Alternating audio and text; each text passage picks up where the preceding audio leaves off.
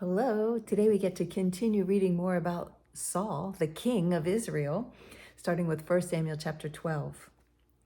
And Samuel said to all Israel, "Behold, I have obeyed your voice in all that you have said to me, and have made a king over you. Now, behold, the king walks before you, and I am old and gray, and behold, my sons are with you.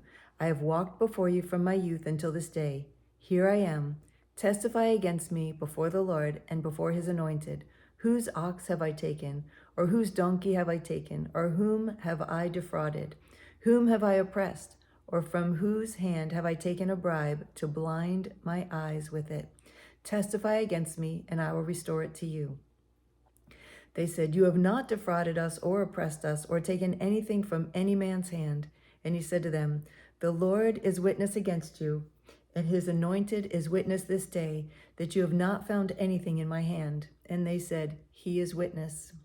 And Samuel said to the people, "The Lord is witness, who has appointed Moses and Aaron and brought your fathers up out of the land of Egypt. Now therefore, stand still, that I may plead with you before the Lord concerning all the righteous deeds of the Lord that he performed for you and for your fathers. When Jacob went into Egypt and the Egyptians oppressed them, then your fathers cried out to the Lord, and the Lord sent Moses and Aaron, who brought your fathers out of Egypt and made them dwell in this place. And they forgot the Lord their God, and he sold them into the hand of Sisera, commander of the army of Hazor, and into the hand of the Philistines, and into the hand of the king of Moab. And they fought against them. And they cried out to the Lord and said, "We have sinned, because we have forsaken the Lord and have served the Baals and the Asherah. But now deliver us out of the hand of our enemies, that we may serve you." And the Lord sent Jerubbaal and Barak and Jephthah and Samuel, and delivered you out of the hand of your enemies on every side, and you lived in safety. And when you saw that Nahash, the king of the Ammonites, came against you, and you said to me, "No, but a king shall reign over us," and the Lord your God was your king. Oh, when? Let's start that again. And when you said that Nahash, the king of the Ammonites, came against you, you said to me, "No, but a king shall reign over us," when the Lord your God was your king. And now behold, the king whom you have chosen, for whom you have asked, behold, the Lord has set a king over you. If you will fear the Lord and serve him and obey his voice and not rebel against the commandments of the Lord, and if both you and the king who reigns over you will follow the Lord your God, it will be well. But if you will not obey the voice of the Lord, but rebel against the commandment of the Lord, then the hand of the Lord will be against you and your king. Now therefore stand still and see this great thing that the Lord will do before your eyes. Is it not wheat harvest today? I will call upon the Lord, that he may send thunder and rain, and you shall know and see that your wickedness is great, which you have done in the sight of the Lord, in asking for yourselves a king." So Samuel called upon the Lord, and the Lord sent thunder and rain that day, and all the people greatly feared the Lord and Samuel. Wow, that's pretty cool. And all the people said to Samuel, "Pray for your servants to the Lord your God, that we may not die, for we have added to all our sins this evil, to ask for ourselves a king." And Samuel said to the people, "Do not be afraid. You have done all this evil. Yet do not turn aside from following the Lord, but serve the Lord with all your heart. And do not turn aside after empty things that cannot profit or deliver, for they are empty. For the Lord will not forsake his people for his great name's sake, because it has pleased the Lord to make you a people for himself.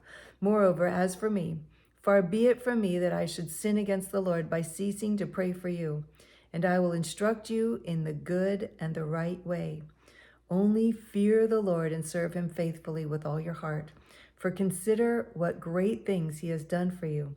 But if you still do wickedly, you shall be swept away, both you and your king." Chapter 13. Saul lived for 1 year and then became king. And when he had reigned for 2 years over Israel, Saul chose 3,000 men of Israel. 2,000 were with Saul in Michmash and the hill country of Bethel, and 1,000 were with Jonathan in Gibeah of Benjamin. The rest of the people he sent home, every man to his tent. Jonathan defeated the garrison of the Philistines that was at Geba, and the Philistines heard of it. And Saul blew the trumpet throughout all the land, saying, "Let the Hebrews hear." And all Israel heard it said that Saul had defeated the garrison of the Philistines, and all that Israel had become a stench to the Philistines. And the people were called out to join Saul at Gilgal, and the Philistines mustered to fight with Israel 30,000 chariots and 6,000 horsemen and troops like the sand on the seashore in multitude. They came up and encamped in Michmash to the east of Beth-aven. When the men of Israel saw that they were in trouble, for the people were hard pressed, the people hid themselves in caves and in holes and in rocks and tombs and in cisterns. And some Hebrews crossed the fords of the Jordan to the land of Gad and Gilead. Saul was still at Gilgal, and all the people followed him, trembling. Wow. He waited 7 days, the time appointed by Samuel. But Samuel did not come to Gilgal, and the people were scattering from him. So Saul said, "Bring the burnt offering here to me, and the peace offering." And he offered the burnt offering. As soon as he finished offering the burnt offering, behold, Samuel came, and Saul went out to meet him and greet him. Samuel said, "What have you done?" And Saul said, "When I saw that the people were scattering from me, and that you did not come within the days appointed, and that the Philistines had mustered at Michmash, I said, now the Philistines will come down against me at Gilgal. And I have not sought the favor of the Lord, so I forced myself and offered the burnt offering." Samuel said to Saul, "You have done foolishly. You have not kept the command of the Lord your God with which he commanded you. For then the Lord would have established your kingdom over Israel forever. But now your kingdom shall not continue. The Lord has sought out a man after his own heart, and the Lord has commanded him to be prince over his people, because you have not kept what the Lord commanded you." And Samuel arose and went up from Gilgal. The rest of the people went up after Saul to meet the army. They went up from Gilgal to Gibeah of Benjamin. And Saul numbered the people who were present with him, about 600 men. And Saul and Jonathan his son and the people who were present with them stayed at Gibeah of Benjamin. But the Philistines encamped at Michmash. And raiders came out of the camp of the Philistines in 3 companies. One company turned toward Ophrah to the land of Shual. Another company turned toward Beth Horon, and another company turned toward the border that looks down on the valley of Zeboim, toward the wilderness. Now there was no blacksmith to be found throughout all the land of Israel. For the Philistines said, "Lest the Hebrews make themselves swords or spears." But every one of the Israelites went down to the Philistines to sharpen his plowshare, his mattock, his axe, or his sickle. And the charge was 2/3 of a shekel for the plowshares and for the mattocks, and 1/3 of a shekel for sharpening the axes and for setting the goads. So on the day of the battle, there was neither sword nor spear found in the hand of any of the people with Saul and Jonathan, but Saul and Jonathan, his son, had them. And the garrison, and the garrison of the Philistines went out to the pass of Michmash. This is getting scary. Chapter 14. One day Jonathan the son of Saul said to the young man who carried his armor, "Come, let us go over to the Philistine garrison on the other side." But he did not tell his father. Saul was staying on the outskirts of Gibeah in the pomegranate cave at Migron. The people who were with him were about 600 men, including Ahijah, the son of Ahitub, Ichabod's father, son of Phinehas, son of Eli, the priest of the Lord in Shiloh, wearing an ephod. And the people did not know that Jonathan had gone. Within the passes by which Jonathan sought to go over to the Philistine garrison, there was a rocky crag on one side and a rocky crag on the other side. The name of the one was Bozez, the name of the other Senech. The one crag rose on the north in front of Michmash, and the other on the south in front of Geba. Jonathan said to the young man who carried his armor, "Come, let us go over to the garrison of the uncircumcised. It may be that the Lord will work for us, for nothing can hinder the Lord from saving by many or by few. And his armor bearer said to him, do all that is in your heart. Do as you wish. Behold, I am with you, heart and soul. Then Jonathan said, behold, we will cross over to the men, and we will show ourselves to them. If they say to us, wait until we come to you, then we will stand still in our place, and we will not go up to them. But if they say, come up to us, then we will go up, for the Lord has given them into our hand. What? And this shall be a sign to us. So both of them showed themselves to the garrison of the Philistines. And the Philistines said, look, Hebrews are coming out of the holes where they have hidden themselves. And the men of the garrison hailed Jonathan and his armor bearer and said, come up to us, and we will show you a thing. And Jonathan said to his armor bearer, come up after me, for the Lord has given them into the hand of Israel. Then Jonathan climbed up on his hands and feet, and his armor bearer after him. And they fell before Jonathan, and his armor bearer killed them after him. Let's see, I said that wrong. And they fell before Jonathan, and his armor bearer killed them after him. So Jonathan and his armor bearer won. And that first strike, which Jonathan and his armor bearer made, killed about 20 men within, this is written weird, killed about 20 men within, as it were half a furrow's length in an acre of land. And there was a panic in the camp, in the field, and among the people. The garrison and even the raiders trembled. The earth quaked, and it became a very great panic. Wow. That determination had to have been from the Lord, because it's kind of foolish that they would show themselves and either stand there or walk toward them. There was no way they were going to run. So it's pretty cool. God just gave him this favor, supernatural favor. Verse 16, and the watchmen of Saul in Gibeah of Benjamin looked, and behold, the multitude was dispersing here and there. Then Saul said to the people who were with him, count and see who has gone from us. And when they counted, behold, Jonathan and his armor bearer were not there.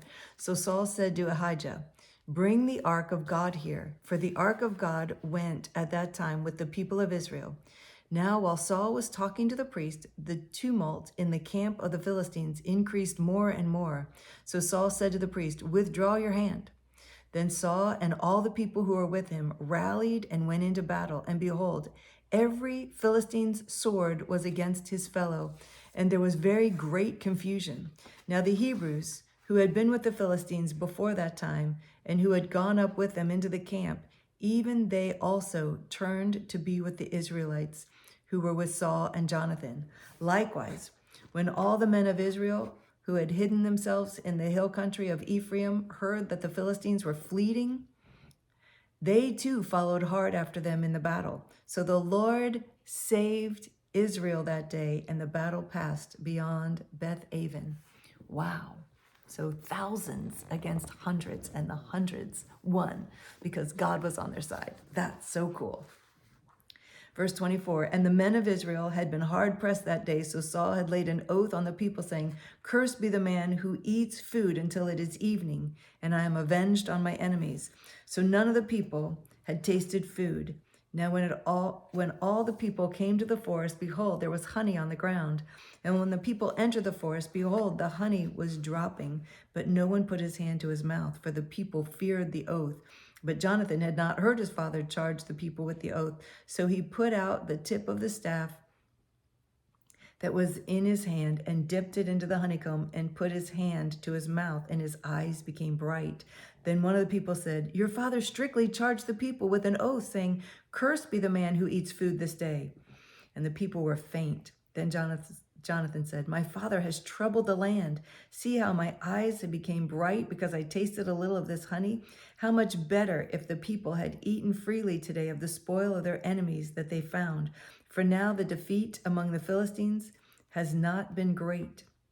They struck down the Philistines that day from Michmash to Ahijah, and the people were very faint. The people pounced on the spoil and took sheep and oxen and calves and slaughtered them on the ground. And the people ate them with the blood. Then they told Saul, behold, the people are sinning against the Lord by eating with the blood. And he said, you have dealt treacherously. Roll a great stone to me here. And Saul said, disperse yourselves among the people and say to them, let every man bring his ox or his sheep and slaughter them here and eat, and do not sin against the Lord by eating with the blood. So every one of the people brought his ox with him that night, and they slaughtered them there. And Saul built an altar to the Lord. It was the first altar that he had built to the Lord. Then Saul said, let us go down after the Philistines by night and plunder them until the morning light. Let us not leave a man of them. And they said, do whatever seems good to you. But the priest said, let us draw near to God here. And Saul inquired of God, shall I go down after the Philistines? Will you give them into the hand of Israel? But he did not answer him that day. And Saul said, come here, all you leaders of the people, and know and see how this sin has arisen already. For as the Lord lives, who saves Israel, though it be in Jonathan my son, he shall surely die. But there was not a man among all the people who answered him.